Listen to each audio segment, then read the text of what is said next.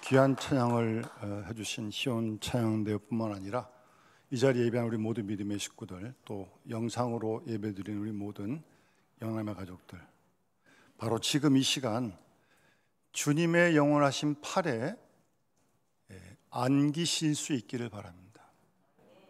지금요, 지금. 나도 집에 가서 말고 지금. 그럼 그걸 어떻게 알 수 있어요? 팔이 안겼는지 안 안겼는지. 주님의 팔이 안 보이는데, 제 팔은 여기 있는데 주님의 팔은 안 보여요. 알 수 있어요. 어떻게 아느냐? 금방 찬양 우리 가사 하잖아요. 마음의 평안이 함께하는 것, 그게 주님의 팔에 안긴 증거인 줄 믿습니다. 평안하십니까? 여러분만 평안하시면 안 돼요. 옆에 분들하고도 한번 샬롬 인사합시다. 평안을 나눠야죠. 욕심스럽게 혼자만 평안을 하려고 그러면 되겠어요? 주님이 그래서 주시는 거 아니에요? 평안을 누리시면 그게 주님의 팔에 있는 증거인 줄 믿습니다. 확실하잖아요? 혹시 걱정할 일, 근심할 일 있습니까? 저도 있습니다. 그런데 주님의 팔에 안기면 겁과 두려움이 사라질 줄 믿습니다. 주님의 팔에 안겨서도 계속 두려워하고 겁먹고 있으면 그건 아니죠. 겁과 두려움이 그럴 일이 있지만 사라질 줄 믿습니다. 맡기니까요. 팔이 안기니까. 주님의 팔에 안깁시다. 지금도 안기시고 내일 아침도 안기시고 계속 안기실 수 있길 바랍니다. 주님 팔은 영원하신 팔이에요. 이렇게 24시간 365일 들고 계셔도 껐다가 없습니다. 걱정하지 마세요. 우리는 조금만 들고 있으면 힘들어서 내려야 되는데 주님 팔은 그런 팔 아니에요. 주님 팔에 순간순간 안기실 수 있기를 바랍니다. 그런 청년들이 될 수 있기를 바라고, 그런 우리 모든 영남교회 식구들 다 될 수 있기를 주 여러분을 축원합니다. 일단 청년주의를 우리가 지키는 이유는 우리 청년들을 위해서 힘써 기도해 주시기 바랍니다. 우리 교회 청년들도 물론이지만 이 나라의 청년들을 위해서도 열심히 기도해 주셔야 됩니다. 우리나라의 청년들의 복음화율이요 3%가 안 됩니다. 3%가 안 되는 건 미전도 정족의 복음화율이 3%가 안 되거든요. 우리나라 청년들의 지금 복음화율이 그렇습니다. 그게 현실이에요, 현실. 우리 교회 청년뿐만 아니라 우리 나라의 청년들을 위해서도 힘써 기도해 주시기 바랍니다. 동시에 우리 모든 믿음의 식구들의 신앙생활이 예수님의 청년성을 잃지 않고 회복하실 수 있기를 바랍니다. 예수님이 33세에 돌아가시지 않으셨어요? 33세. 우리 임종민 임용민 집사님. 33세 넘었죠? 33세 넘었죠? 예. 훨씬 넘었죠. 나는 33세 같아서 물어보는 거예요. 얼굴이 동안이잖아요, 우리 집사님이. 저런 나이 때 예수님 돌아가셨다니까요. 머리가 희끗희끗하지도 않았어요, 예수님은. 예. 그러니까 예수를 잘 믿으면요 항상 33세야. 왜? 예수님이 33세였으니까.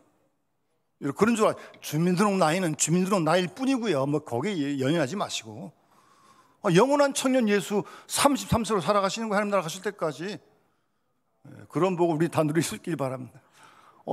그게 신앙을 사는 거죠. 누가 물어보면 그랬어요. 나 33세요. 딱 그러세요. 70이 80이 그러지 마시고. 신앙의 나이를 그렇게 사시길 바랍니다. 그걸 회복하셔야 돼요, 여러분. 주님이 그걸 우리에게 원하신 줄 믿습니다. 오늘 일부 우리 헵시바 찬양대 찬양 가사 제목이 정말일까라고 하는 찬송이었거든요. 그 가사 중에 이런 가사가 있어요. 예수님이 하신 말씀이 정말일까? 예수님이 하신 일이 정말일까? 그렇게 이제 시작해요. 여러분, 예수님 하신 말씀이 정말입니까? 예수님이 하신 일이 성경에 써 있는 대로 정말입니까? 네, 정말입니다. 100번 정말입니다. 그런데 그 가사에 보면 그런 말씀이죠. 하신 일, 하신 말씀이 너무나 평범해. 여러분, 성경을 읽으시면서, 복음서 읽으시면서 특히 예수님 말씀이 참 평범해요. 뭐 어려워서 못 지키는 거 있습니까? 무슨 말씀인지 몰라가지고 못 지키는 거 있습니까? 아니요. 그래서 못 지키는 게 아니에요. 너무 평범해. 초등학교 안 들어도 알 수 있어. 그런 말씀을 하셨어요, 예수님께서. 하실 뿐만 아니라 당신이 이렇게 사셨어요. 그래서 예수님 말씀은 권세가 있었던 겁니다. 뭐 예수님이 뭐 웅변을 잘하셨겠습니까? 무슨 마이크가 있습니까? 그 당시에. 당신 하신 말씀대로 당신이 사시면서 설교를 하시니까 그렇게 권세가 있으신 거예요, 예수님께서. 평범한 말씀하신 거예요. 어려운 말씀하신 게 아니에요. 네. 그러니까 여러분, 지금부터 2000년 전 예수님께서 오셨을 때 복음서 상황을 조금만 그림을 그려보세요. 뭐 팔복을 설교하시고 뭐 이렇게. 사실은 예수님의 이 땅에 오셔서 말씀하시고 행하신 모든 일들이 그 당시 사회 모든 사람들에게 상당히 충격적이었습니다. 뭐 충격받았다 이런 얘기는 잘 안 쓰여있어, 성경에 안 쓰여있지만 대단히 충격적입니다, 여러분. 놀랐다는 표현이 있죠, 성경에. 근데 정말 어찌 보면 좀 파격적이기도 하고요, 충격적인 그런 예수님의 말씀과 행하셨음이었어요. 왜냐하면 그 당시 예수님이 30대시니까 무슨 60이나 70된 어른이 이렇게 머리 희끗희끗해가지고 뭐 이렇게 이래라 저래라 뭐 설교한다면 뭐 그러려니 그럴 텐데, 새파랗게 젊은 30대 청년 예수가, 예? 팔복의 말씀을 전하지 않나, 귀신을 쫓지 않나, 병자를 고치지 않나, 죽은 나사로를 살리지 않나, 조곤조곤 또 이렇게 풀어 하나님 나라 비밀을 말씀하시지 않나. 30대예요. 안 놀라겠습니까? 그러니까 놀라죠. 그리고 무슨 변변한 학력이 있습니까? 아버지도 목 쓰고 본인도 목 쓰고, 그 시골 뭐 갈릴리 촌동네에서 지금 뭐 도시 예루살렘에 있는 것도 아니고, 이 모든 일들이 아주 파격적이고 충격적인 사실이에요, 사실은. 더군다나 예수님의 그 말씀 선포하신 내용을 들어보면, 그리고 그 말씀을 듣고 따르는 사람들 보면 그 중에 만나서는 안 될 죄인들이 따르고 있고 죄인들이 그 말씀을 듣고 있다는 거예요. 그런 스승이 어디 있어요? 따르기만 해요? 듣기만 해요? 직접 말씀하세요. 내가 의인을 부르러 온 게 아니다, 죄인을 부르러 왔다. 그리고 소외된 사람들을 찾아가십니다. 그 당시 얼마나 파격적입니까? 얼마나 충격적인 사실이에요.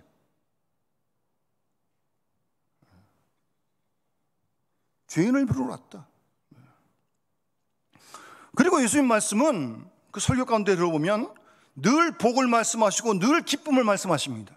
팔복, 10년에 가는 자가 복이 있다, 애통하는 자가 복이 있다, 행복을 말씀하시고, 그리고 말씀 가운데 보면 뭐 잃어버린 양을 찾았을 때의 그 기쁨, 농부가 밭을 갈다가 보화를 발견했을 때 기쁨과 같다, 하나님 나라의 기쁨이, 그런 기쁨을 말씀하시는 거예요. 복을 말씀하시고 기쁨을 말씀하고 계신 거예요. 그 메시지의 모든 내용들이. 그 당시 종교인들, 바리새인, 서기관들은 성경도 가르치고 설교도 했겠지만, 뭐 제사도 드리고 예배 다 인도했겠지만 좀 그러지 못했거든요. 뭐 근엄하긴 한데 가까이 하긴 좀 먼 당신이고, 좀 뭔가 좀 우중충하고 뭐 어쨌든 율법적이고 좀, 예? 예수님 전혀 그런 모습이 아니시거든요. 설교도 무슨 잔치집, 오늘도 이 잔치, 결혼잔치 얘기하잖아요, 지금 본문에서. 여러분, 쉽게 말씀드려서 어떤 사람이 예수를 잘 믿는 사람입니까? 잘 웃는 사람입니까? 웃음이 없는 사람입니까? 어리석은 질문해서 죄송합니다. 어떤 사람이 예수 잘 믿는 사람이에요? 예, 잘 웃는 사람이 예수 잘 믿는 사람이에요. 그러면 또 그러겠죠. 목사님 뭐 내 속도 모르면서 지금 내 속이 얼마나 타는데. 저도 비슷하게 있어요. 없는 사람이 어디 있어요? 다 있어요. 그럼에도 불구하고 기뻐하는 거죠. 무슨 뭐 그럼에도 알고 웃는 거지. 뭐 다 해결된 다음에 웃는다고요? 언제? 이 세상 떠날 때 하나님 나라 가면 다 해결됩니다. 걱정하지 마십시오. 그래 이 땅에 있는 동안은 뭐 근심 걱정할 일이 끊이지 않아요. 그럼에도 불구하고 웃는 거예요. 기쁨이 있는 거예요. 주님 주신 기쁨이죠. 여러분 하박국 3장에 무화과 나무가 무성치 못하고 포도나무 열매가 없고 감람나무 소출이 없고 밭에 먹을 거 없고 우리 양이 없고 외양간에 소가 없을지라도 다 없어요. 다 있는 게 하나도 없어. 그럼에도 불구하고 나는 여호와로 말미암아 즐거워하고. 여러분 그럴 수 있습니까? 아멘이 한 분만 아멘 하시네. 예, 그럼에도 불구하고 여호와 하나님 때문에 즐거워하는 거예요. 여러분 나의 구원의 하나님을 말미암아 기뻐하리로다 그러는 거예요. 여러분 그런 기쁨이 신앙생활의 기쁨인 줄 믿습니다. 다 가졌고 다 누리기 때문에 기쁘고 즐거워. 그것 아니고요. 편리하겠죠. 그러다 다 기쁘냐? 그렇지 않습니다. 공평하십니다. 하나님은. 돈 주고 사는 거라면 뭐 돈 제일 많은 사람이 제일 많이 기뻐야 되는 거 아닙니까? 세상이 그렇습니까? 그렇지 않아요. 뭐 돈이 조금 있어도 기쁜 사람이 있습니다. 왜? 하나님이 나를 잠잠히 사랑하시니까.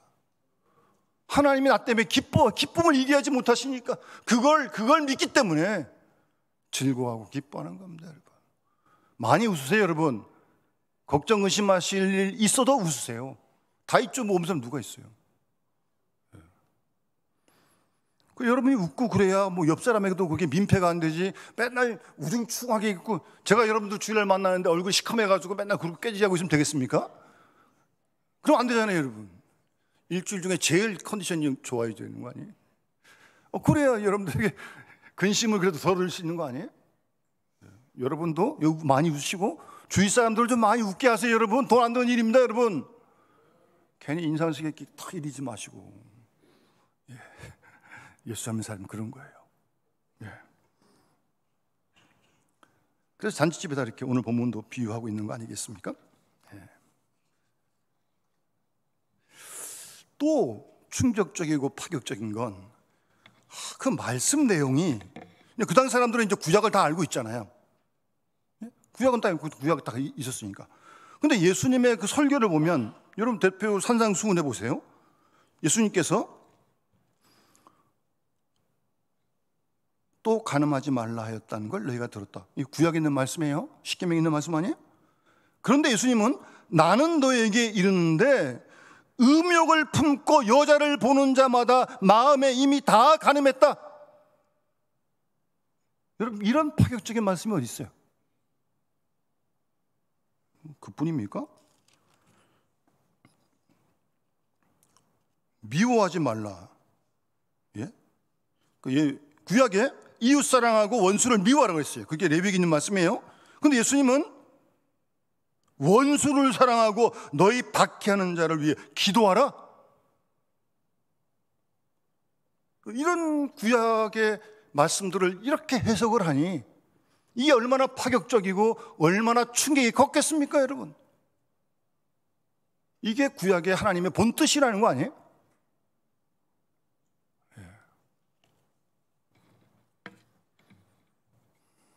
그리고 아까도 말씀드렸지만 더욱더 중요한 건 당신이 말씀하신 대로 사신다는 거예요.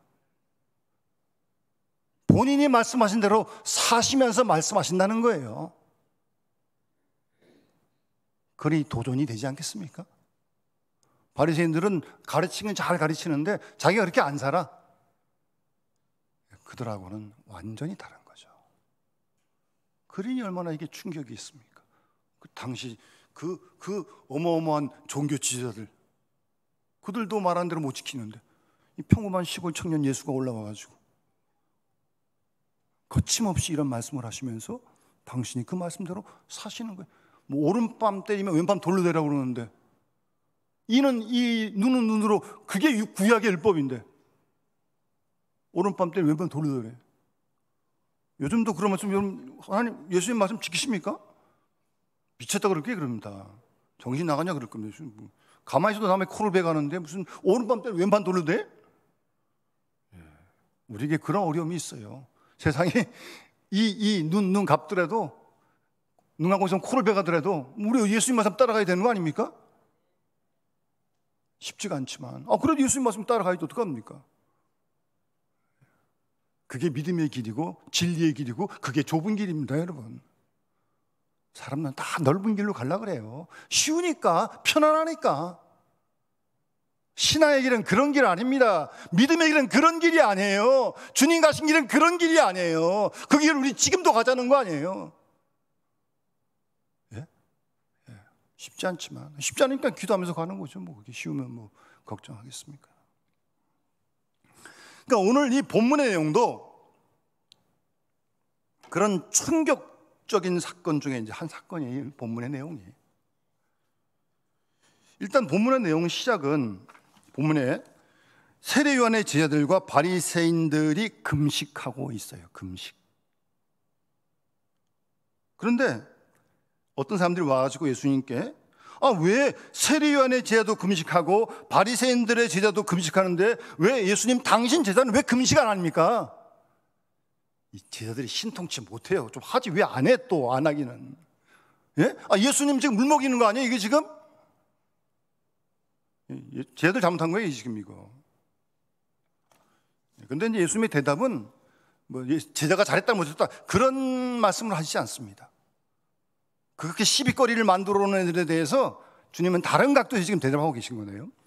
그 당시 이스라엘의 그 신앙의 풍습은 금식, 기도하는 거 아주 중요한 신앙의 종교의식입니다.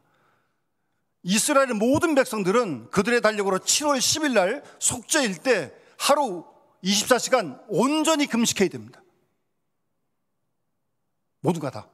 그러니까 금식 안 하면 1년 동안 진짜 회개가 안 되는 거야. 용서받지 못하는 거야. 그러니까 이스라엘 백성들은 모두가 다 해야 돼. 그건 강제적인 거예요. 다 해야 돼. 뿐만 아니라 자발적으로 금식한 사람들이 또 있었어요. 누가 했겠어요? 열심히 있는 사람들이 하죠. 우리 교인들 가운데서도 열심히 있는 분들이 아침 금식 있다고 그러는 거 아니에요? 열심히 있는 사람들. 오늘 보면 바리새인들, 그 제자들, 서기관들, 이 사람들은 자발적으로도 금식해. 일주일에 2번. 일주일에 2번이라는데 엄밀히 얘기하면 사실은 12시간이에요. 아침 6시부터 저녁 6시까지. 그러니까 이스라엘은 해질 때 저녁이 되고 아침이 되니 그게 하루 시작이거든요. 그러니까 엄밀히 얘기하면 12시간을 금식하는 건데 그냥 그걸 이렇게 이틀을 얘기하는 거예요. 날수는 이틀이니까 그들의 달력으로는. 그런데 이때도 완전 금식합니다. 물 안 먹습니다. 이게 그 당시 이스라엘의 신앙의 좋은 습관이죠. 좋은 풍습이죠. 근데 왜 제자들이 안 했는지 제자들이 어쨌든 금식을 안 한 거예요. 빠뜨린 거예요. 그래서 지금 시비를 거는 거예요. 지금 이 바리새인들의 제자들, 바리새인들 와가지고 말입니다. 그런데 이제 예수님은 뭐 거기서 잘했다 못했다 그 얘기를 하시는 게 아니에요. 그렇게 질문해 오는 그들에 대해서 또 도전적인 말씀을 하시는 거예요. 보세요. 예수님께서 19절에 혼인집 손님들이 신랑과 함께 있을 때 금식할 수 있느냐? 결혼잔치 하는데 어떻게 금식을 합니까? 그때는 신랑과 함께 있을 동안에 금식할 수 없다. 그런데 20절에 신랑을 빼앗길 때가 온다. 그때는 금식할 것이다. 이렇게 대답을 하시는 거예요. 여러분, 그 당시 이스라엘의 그 결혼 풍습은요, 우리와는 좀 완전히 다릅니다. 그들은 결혼하면 신혼여행 안 갑니다. 우리는 끝나자마자 빨리 가죠, 신혼여행을. 근데 그들은 신혼여행 안 갑니다. 그런 거 없습니다. 일주일 동안 신랑 집에서 결혼하면 거기서 신랑 신부, 친구들, 친척들 다 와가지고 일주일 동안 먹고 잔치하는 거예요. 그게 그들의 결혼 풍습입니다. 거기서 제일 중요한 사람이 누구겠어요? 역시 신랑과 신부죠. 신랑과 신부를 최고로 높이는 겁니다. 신랑이 최고의 왕이고 신부는 최고의 왕비예요. 그래서 탈무드에 보면 그런 얘기도 있어요. 신부가 아무리 못생겨도 신부가 최고로 이쁘다라는 거짓말을 해도 그날은 괜찮은 거예요. 그럴 만큼 신랑 신부를 최고로 높여주는 그런 결혼식. 일주일 동안. 그때 금식하겠습니까? 그때 금식할 수 없다는 거예요. 예수님 말씀은.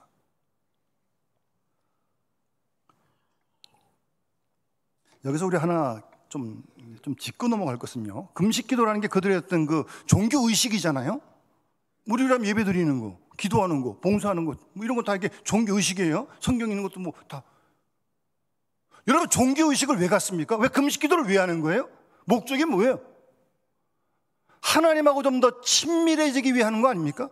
하나님에게 더 민감해지기 위해 하는 거 아닙니까? 그게 금식 기도의 목적 아니겠습니까? 그런데 그 목적은 잊어버리고, 그 목적을 잊어버리고 계속 금식 기도를 하다 보니까 그게 습관이 됐어요. 습관이. 자기도 모르는 사이에. 아무리 금식 기도 오래 해도 하나님과 가까워진 게 변동이 없어. 그거 금식 기도 계속 해야 되는 거 안 해야 되는 거예요? 잘 물어봐야 돼요. 예배 이렇게 드리고 있어요. 예배 왜 드려요? 하나님하고 더 가까워지게 예배 드리는 거 아니에요? 근데 이렇게 계속 예배를 드리는데도 하나님하고 전혀 가까워지지 않는다? 이거 좀 생각해 봐야 되는 문제예요. 누구 보라고 주일날 예배 나오시는 거예요? 누구 보라고 금식 기도하시는 거예요? 주일날이니까 의례적으로 습관적으로 오는 거예요? 그렇게 돼서는 안 된다는 거예요. 종교의식이. 특히 그런 열심히 있는 사람들이, 금식 기도를 많이 하는 사람들이 이제 자기는 금식 기도 이렇게 하는데 옆 사람 안 하거든요. 안 하는 사람 우습게 봅니다. 금식 기도도 안 하는 주제에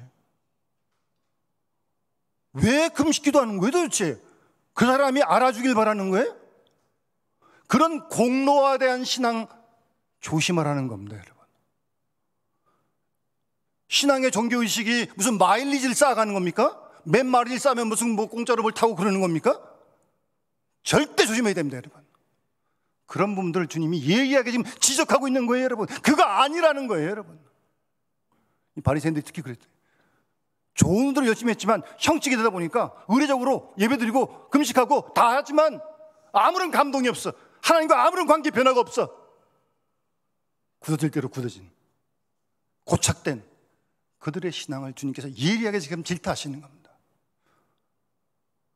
우리는 이 말씀을 읽으면서 오늘 우리 속에는 그런 부분은 없나?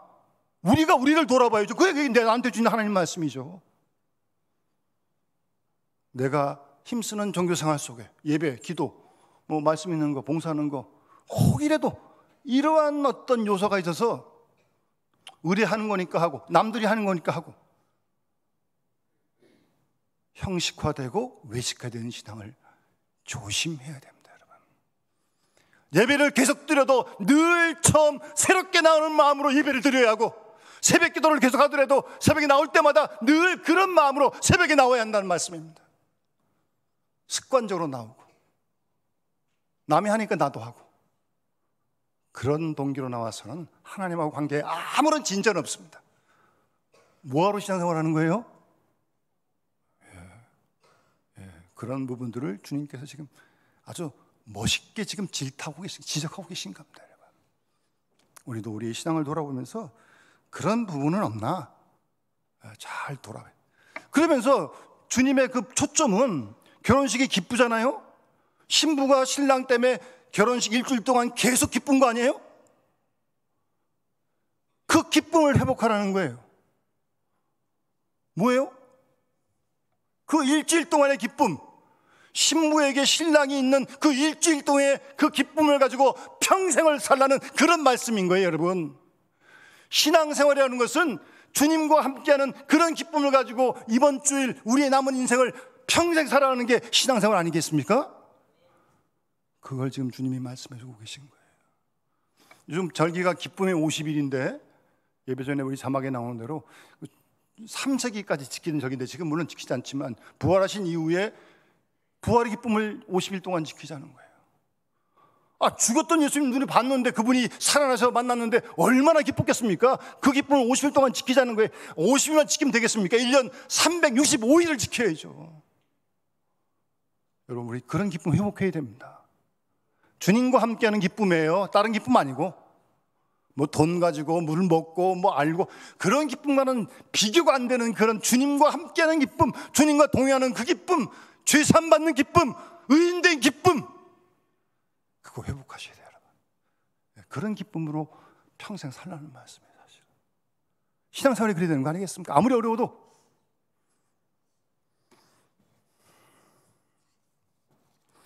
이제 그러면서 예수님께서 예를 들어서 비유로 말씀하신 거예요. 그 당시 있었던 일들이에요. 누가 생배 조각을 낡은 옷에 붙이겠느냐? 생배 조각을 낡은 옷에 붙이면 둘 다 찢어지는 거 아니에요? 그러니까 그 당시에 옷을 다 이렇게 기워서 이렇게 입었으니까. 한 가지 더 말씀하시는 게 이제 오늘 우리가 잘 아는 말씀입니다. 새 포도주를 낡은 가죽 부대에 넣는 사람이 없다는 거예요. 그 당시 가죽 부대는 양이나 염소 가죽을 이렇게 벗겨가지고 말려가지고 그걸 이렇게 아래 묶고 뭘 포도주 넣고 물 넣고 하면 이게 이제 그릇이 되는 거죠. 그 당시 그릇이 쉽지 않으니까. 아주 훌륭한 그릇이 잘 터지지도 깨지지도 않고 유리처럼. 그런데 새 포도주를 낡은 그런 가죽 부대가 있는데 이게 오래되면 가죽이 마를 거 아니에요? 마르면 신축성이 떨어질 거 아니에요. 뻣뻣해지는 거죠. 그럼 거기다가 새 포도주를 넣으면 새 포도주가 발효하고 지금 팽창할 텐데 못 버티는 거죠. 터져버리는 거예요, 그냥. 그런 사람이 어디 있겠느냐. 그러면서 예수님께서 하신 말씀의 결론이 뭐예요? 오직 새 포도주는 새 부대에 넣느니라. 여러분, 이 말씀을 계속 묵상해 보세요. 주님은 오늘도 우리에게 우리가 새 부대가 되라는 거예요. 새 부대. 아주 신축성이 있는, 탄력성이 있는. 그래서 어떤 새 포도주가 들어오더라도 어떤 폭발력이 있고 어떤 그 팽창력이 있더라도 넉넉히 수용할 수 있는 그런 부대가 되라는 거예요. 그런 부대가. 우리에게 그런 신앙을 지금 요구하시는 거예요, 여러분. 굳어 말라서 신축성이 없어가지고 터져버리는 그런 부대 말고 우리 신앙의 그릇이 새 포도주가 뭐예요? 구체적으로 말씀드리면 하나님의 말씀. 하나님의 말씀이라면 그 말씀이 어떤 말씀이라도 수용할 수 있는 그런 새 부대가 되라는 말씀입니다. 그래야 신앙이 성장하고 그래야 신앙이 변화할 수 있고 그래야 신앙이 개혁될 수 있다는 말씀입니다.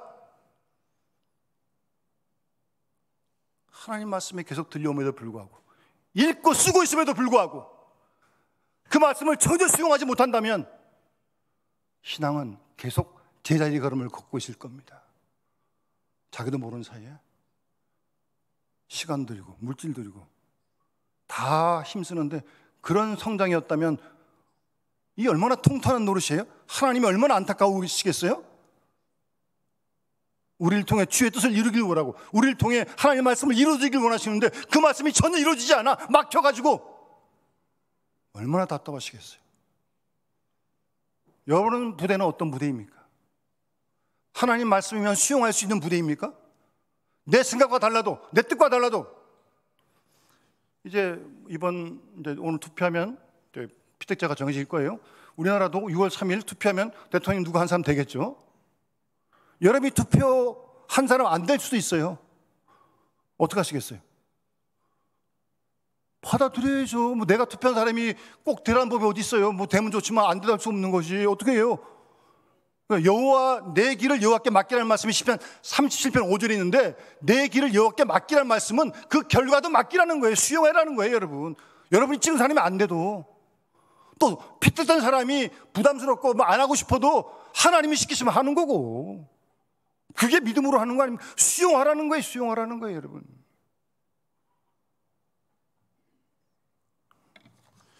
물론 과거에 좋은 신앙의 전통이 필요하고 보수, 지켜야 할 게 있습니다. 그러나 보수주의는 문제가 됩니다.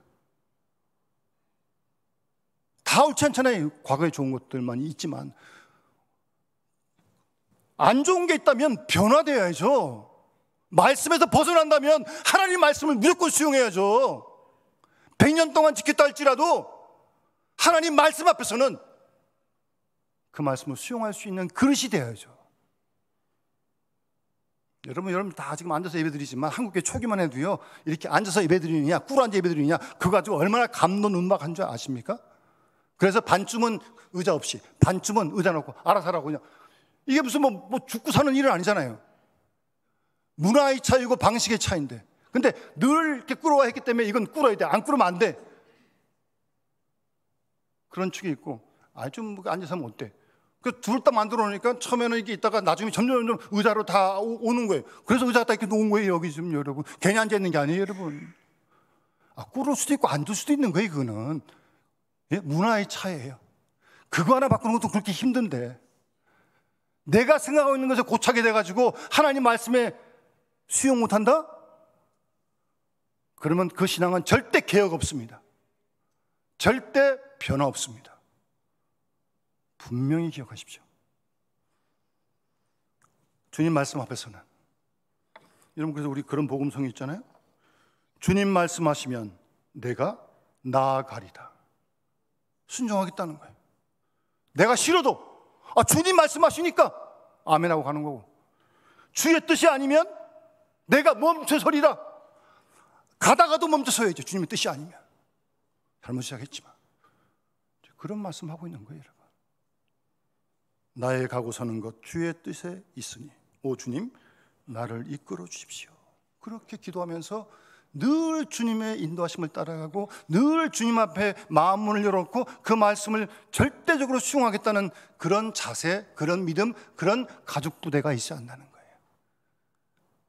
그럴 때 그 부대를 통해서 새 포도주를 부어주시고 새 생명을 부어주시고, 그 생명을 통해서 하나님 나라를 주님께서 확장해 가실 것입니다. 주님은 지금도 살아계십니다. 우리와 교회를 통해서 하나님 지금도 구원의 역사를 이루어 가십니다. 우리와 모든 우리 청년들이 정말 하나님의 구원의 역사에 들어 쓰임 받는 그런 일꾼들이, 그런 상해가 다 되어 주시기를 주의 이름으로 축원합니다. 우리 찬송가 575장 찬양 드리면서 봉헌하도록 하겠습니다.